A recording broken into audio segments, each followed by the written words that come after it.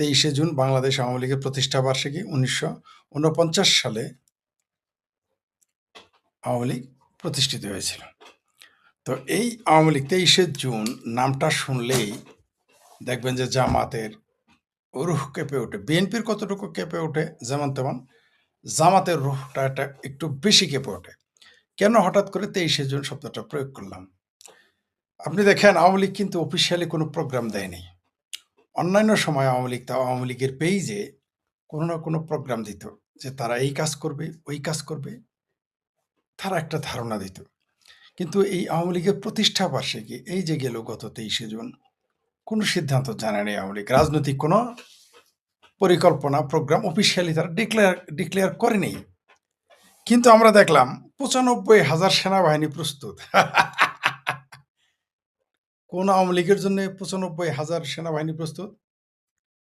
Police, BGB, তাদের কথা তো বাদে দিলাম। জামাত, বিএনপি, আমার ভাবির পোলারা মাঠে নেমেছে, সে কথা বাদে দিলাম। ন্যাশনাল কটকটি পার্টি নেমেছে, সেই কথা বাদই দিলাম। তারপরে যে বজ্জাত পার্টি নাকি একটা হয়েছে এখন, ওই যে কামের বেটির পোলা শাহরিয়ার, টাকলা ফুয়াদ, এরাও মোটামুটি মাঠে নেমেছে। কে মাঠে নামে নাই? আওয়ামী লীগ তো নিষিদ্ধই। তার মানে বাংলাদেশের সকল দল এই মুহূর্তে, এমনকি চিঙ্গুবামেরাও মাঠে ছিল আওয়ামী লীগকে ঠেকিয়ে রাখার জন্য। কিন্তু আওয়ামী লীগ তো নিষিদ্ধ, ছাত্রলীগ তো নিষিদ্ধ। তাহলে কেন হঠাৎ এই আয়োজন? এইবার আসি, কেন এই প্রসঙ্গটা তুললাম? এই 2 দিন একটু দেখলাম কে কি লিখে, কে কি বলে, সেগুলো আমরা দেখলাম। প্রথমত আপনারা দেখেছেন যে বাংলাদেশ আওয়ামী লীগ নিষিদ্ধ, ছাত্রলীগ নিষিদ্ধ। জয় বাংলা স্লোগান দিলেই তাকে জেলে উঠতে হয়। আমরা দেখেছি একটা শিশু জয় বাংলা বলার কারণে তাকে কিভাবে নির্যাতন করতেছে বাংলাদেশের পুলিশ। আপনারা দেখেছেন দৃশ্যগুলো। জয় বাংলা বলার কারণে জেল দেওয়া হচ্ছে, জয় বাংলা বলার কারণে পেটানো হচ্ছে, মেরে ফেলা হচ্ছে, বাড়িঘর ভাঙচুর হচ্ছে, জ্বালিয়ে দেওয়া হচ্ছে। তাহলে আওয়ামী লীগ তো নেই। কারা বলে এই কথা? যেমন আমাদের মাননীয় মুসলেকা স্বরাষ্ট্রমন্ত্রী বলেছেন যে বাংলাদেশে তো আওয়ামী লীগ নেই, এটা একটা মাফিয়া পার্টি। 2টা কথা বলেছেন। একটা হলো বাংলাদেশে আওয়ামী লীগ নেই, আর একটা বলেছেন মাফিয়া পার্টি।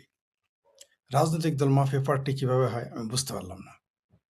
যাই হোক, স্বরাষ্ট্রমন্ত্রী 17 বছর তাকে তার দলকে খুঁজে পাওয়া যায়নি। পাশাপাশি এই মুসলেকা স্বরাষ্ট্রমন্ত্রীকেও আমরা দেশে খুঁজে পাইনি, তাকে পাওয়া গিয়েছিল শিলং। শিলং থেকে এসেই তিনি মন্ত্রী হয়েছেন। যাই হোক, সেটা অন্য বিষয়। তিনি বলেছেন আওয়ামী লীগকে খুঁজে পাওয়া যায় না। আচ্ছা, আওয়ামী লীগকে খুঁজে পাওয়া না গেলে আওয়ামী লীগকে নিষিদ্ধ করেছেন কেন? আওয়ামী লীগ দুর্বল দল। আওয়ামী লীগ বাংলাদেশের মানুষের কাছ থেকে প্রত্যাখ্যাত। জুলাই সন্ত্রাসী আন্দোলনের মাধ্যমে আওয়ামী লীগকে তাড়িয়ে দেওয়া হয়েছে। জুলাই আন্দোলনের মাধ্যমে বাংলাদেশের জনগণ আওয়ামী লীগকে প্রত্যাখ্যান করেছে।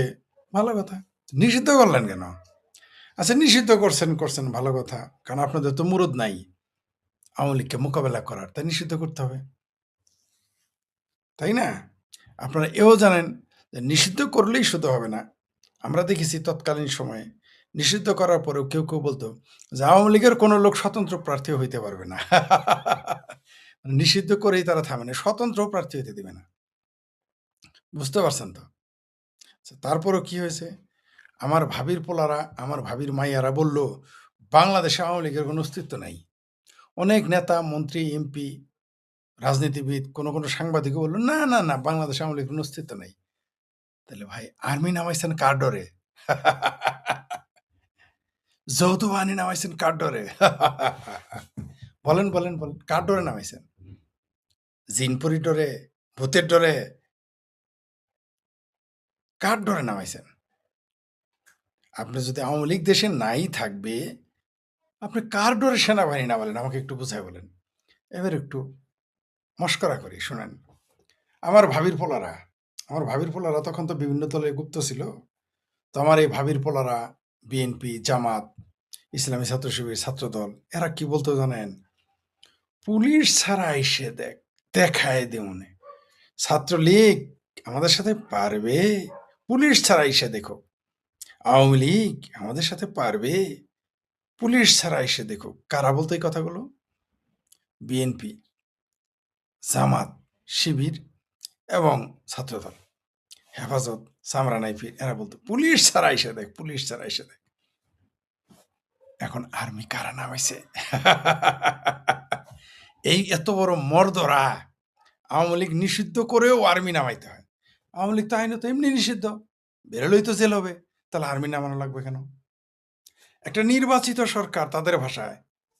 তাদের ভাষাতে এটা নির্বাচিত সরকার। নির্বাচিত সরকার আর্মি নামায় আমি তো শুনি নাই কোনোদিন। তবে একটা দলের প্রতিষ্ঠা বার্ষিকীতে যখন কেউ আর্মি নামায়, তার মানে বোঝা গেল পুলিশ এই দেশে ফাংশন করে না। তার মানে বোঝা গেল তারা কত ভয়ে আছে যে নিষিদ্ধ আওয়ামী লীগ যে কোনো সময় চলে আসবে। আর্মি আমরা তো কোনোদিন নিষিদ্ধ দলের জন্য আর্মি নামাবেন কেন আপনি? আপনার আইনও বললেন পুলিশ ছাড়া এসে দেখ। আপনার ছাত্র শিবিরই না বলল পুলিশ ছাড়া এসে দেখুক। ছাত্র দলই না বলল পুলিশ ছাড়া এসে দেখুক। বিএনপি না বলল পুলিশ ছাড়া এসে দেখুক আওয়ামী লীগ। ছাত্রলীগ পুলিশ ছাড়া এসে দেখুক বলল না ছাত্র দল, ছাত্র শিবির। এখন এই ছাত্র দল, ছাত্র শিবির এবং জামাত এবং বিএনপি আর্মি নিয়ে চলতে হয়। মানে চালনে কয় সুই, সেদা কেন তুই? ভণ্ডামি দেখেছেন তো? বোঝা গেল যে বাংলাদেশে আওয়ামী লীগকে একমাত্র আর্মি ছাড়া ঠেকানোর কোনো পদ্ধতি নেই। আর যখন সংবিধান কাজ করে, সংসদ কাজ করে, তখন আর্মি কোনো রাজনৈতিক দলের বিরুদ্ধে নামানো মানে মানে সেটা আর্মি শাসিত দেশ। মানে ওই দলটা হয় আর্মি শাসিত, না হয় দলটা আর্মিকে নিয়ে আসছে শাসন করতে। তার মানে বিএনপি, জামাত, হেফাজত, সামরানাইপির, আমার ভাবির পোলাপান, ন্যাশনাল কটকটি পার্টি, ঝুমা পুমা কুমা হাদি মাদি পাদি যত কিছু আছে, মানে আওয়ামী লীগ ভার্সেস কি BNP, Jamaat, police, BGB, army. Awami League versus ভাবির পোলা, ভাবির মাইয়া, ন্যাশনাল কটকটি পার্টি, টাকলা মাকলা ফাকলা ফাকলা ভোয়াত মোয়াত শাহরিয়ার কেসকিবান্দির পোলারা সহ ভার্সেস আওয়ামী লীগ। মানে বাংলাদেশে এই মুহূর্তে নিষিদ্ধ ছাত্রলীগ আওয়ামী লীগের বিরুদ্ধে বাংলাদেশের সকল রাজনৈতিক দল এমনকি চিঙ্কু বামের ঐক্যবদ্ধ, সাথে আর্মি, পুলিশ, বিডিআর এবং যৌথ বাহিনী আনসার সহ নামাইছে। মোল্লা, মিলিটারি সব আওয়ামী লীগ। মানে বোঝা গেল আওয়ামী লীগকে ঠেকানোর সাধ্য এদের নাই। তার জন্য এত আয়োজন। আবারও বলি, যারা বলেছিল পুলিশ ছাড়া এসে দেখ, পুলিশ ছাড়া এসে দেখ কতক্ষণ টিকে, তারাই এখন আর্মি ছাড়া চলতে পারে না। ঠিক আছে? এই হলো বাংলাদেশের রাজনীতি। বুঝতে পারছেন তো? মানে কৃষ্ণ করলে কৃষ্ণলীলা, অন্য করলে ঢং। বাংলাদেশ আওয়ামী লীগ, বাংলাদেশ ছাত্রলীগ পুলিশ নিয়ে চললে সেটা খুব খারাপ, সেটা কাপুরুষতা। কিন্তু আপনি যখন আর্মি নিয়ে চলবেন তখন সেটা পুরুষসত্তা। মানে বোঝা গেল আপনি আর্মি ছাড়া বাংলাদেশ আওয়ামী লীগকে ঠেকানোর মুরদ না ছাত্র দলের আছে, না ছাত্র শিবিরের আছে, চামড়া নাই, পীরের মুড়িদের তো নাই, আমাদের ভাবির পোলারা তো প্রশ্নই আসে না। মানে জামাত বিএনপি মিলেও বাংলাদেশে আওয়ামী লীগ ছাত্রলীগকে ঠেকানোর মুরদ তাদের নাই। তাই 23শে জুন তাদের আর্মি নামাইতে হয়েছে। 1971-এ 93,000 পাকিস্তানি সৈন্য নেমেছিল আওয়ামী লীগের বিরুদ্ধে। এইবার 95,000 আর্মি নেমেছে, বাংলাদেশি আর্মি, আওয়ামী লীগের বিরুদ্ধে, ছাত্রলীগের বিরুদ্ধে। এত ক্ষমতা এদের। হ্যাঁ, একজন লিখেছেন, কিছু কমেন্টস শোনাই। তারেক রহমান যে শুধু নিকৃষ্ট নয়, তিনি হচ্ছেন মুসলেকা প্রধানমন্ত্রী। বাংলাদেশেই তো এত দুর্বল, এত ব্যর্থ, এত নপুংসক, এত মুসলেকা প্রধানমন্ত্রী এই প্রথম আমরা দেখলাম। ঠিকই বলেছেন।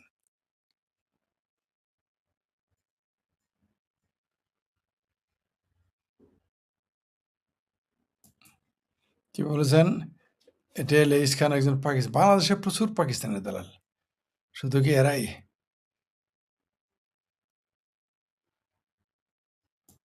একজন কি লিখেছে? সুপার চ্যাট 40 আয়নার বাংলাদেশি নেট। Thank you very much. জি।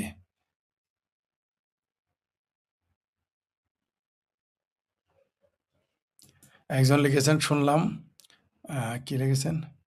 শুনলাম বাচ্চাদের নাকি হাদি পড়াবে না। ঠিকই তো বলেছেন। এই হাদি পাদি গাদি এদের যদি নাম লেখা হয়, এদের কি মানে কি পড়বে? মানুষ যদি বলে যে হাদি, হাদি বললেই তো তালিবাস অন্তস্থাকের আগে পড়াইতে হবে। এর নাম কিভাবে দিবে? শুনলাম হাদির বোন নাকি খুব চেঁচামেচি করতেছে।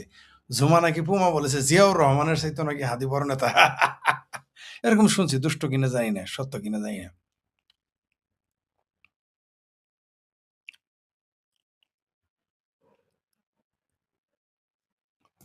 এই যে একটা বিতর্কিত বক্তব্য যে আমি একজন ভারতীয়, আমার পরিবার নোয়াখালী থেকে পালিয়ে এসেছে পশ্চিম। আমি তখন শুনি যখন শেখ মুজিবুর রহমান জি মুসলিম লীগ করতো এবং তিনি ভারত ভাগের জন্যে, তখন তো মুসলিম লীগকে করতো না।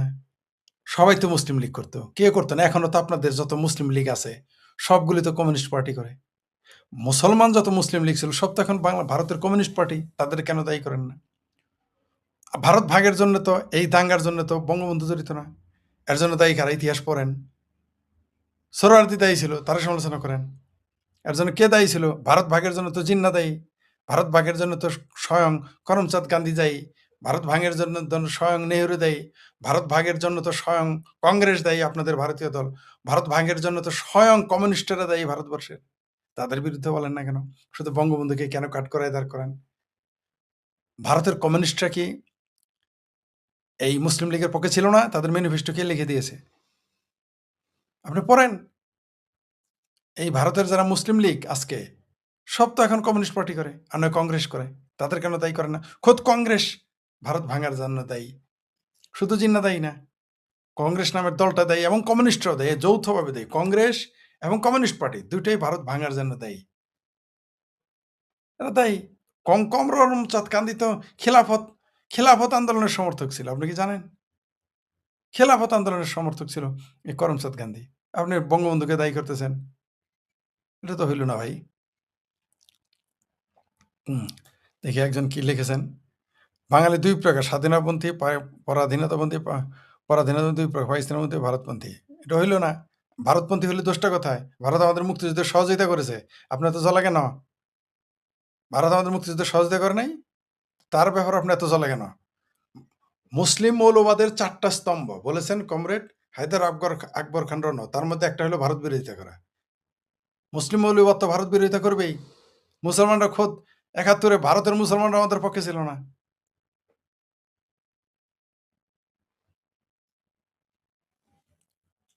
আরে ভাই, মুসলিম লীগ তো আপনাদের ভারতেও আছে। আপনাদের ভারতেও মুসলিম লীগ এখন ক্ষমতায় ভাই। কেরালায় কারা ক্ষমতায় ভাই? আপনি এখানে দায়ী করতেছেন আরেকজনের জন্যে। হাদির কবর নজরুল ইসলামের পাশে দেওয়া হলো কেন? কারণ এই দেশে বুট কালেকশন দেশ। কারণ এই জামাতিরা সব পারে।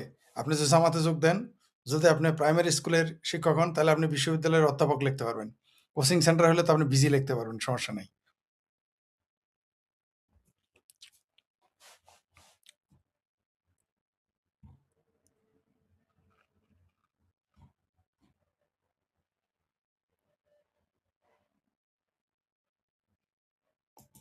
একজন লিখেছেন, ফরিদ ভাই কেমন আছেন? জি, ভালো আছি।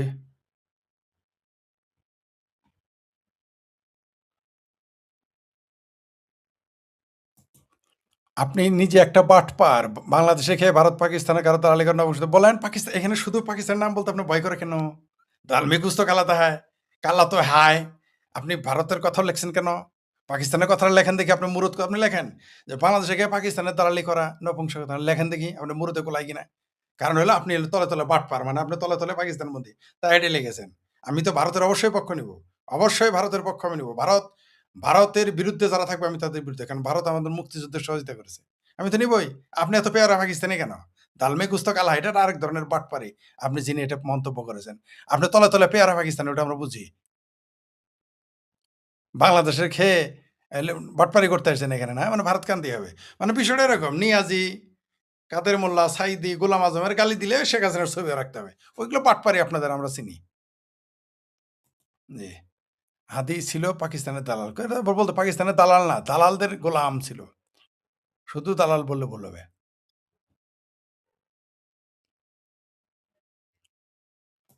একজন লিখেছেন যে বাংলাদেশের মানুষ কি গুজব প্রিয়? বাংলাদেশের মানুষ গুজব প্রিয় না। বাংলাদেশের মানুষ গুজব নিয়েই বাঁচে। গুজব প্রিয় না, গুজব নিয়েই বাঁচে বাংলাদেশের মানুষ।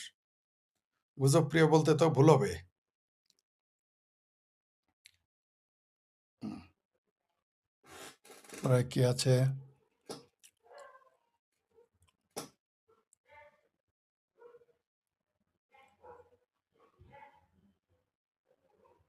এটা কোন ফালতু কথা বলছেন ভাই? কি প্রসেনজিৎ পাল এটা ফালতু কথা লেখেন কেন? এত থার্ড ক্লাস কথা বলেন কেন? এই যে আপনি লিখেছেন যে তারেক রহমানের মেয়েরে বিয়ে করেন। এই ফালতু কথা কেন বলেন? মিস্টার প্রসেনজিৎ পাল? ফাত্রা কেন আপনি এরকম? ফাত্রামি করেন, এগুলি কোনো ভাষা আপনার? এটা আপনি বলতে আমি তারেক রহমানের মেয়ে কেন বিয়ে করব? এরকম ফাত্রামি করেন আপনি? আপনার মায়ের হাঙ্গা দেন গিয়ে মিয়া। ফালতু কোথাকার। এগুলো কথা বলেন কেন? এটা কোনো রাজনৈতিক ভাষা হয়? ফালতু কোথাকার।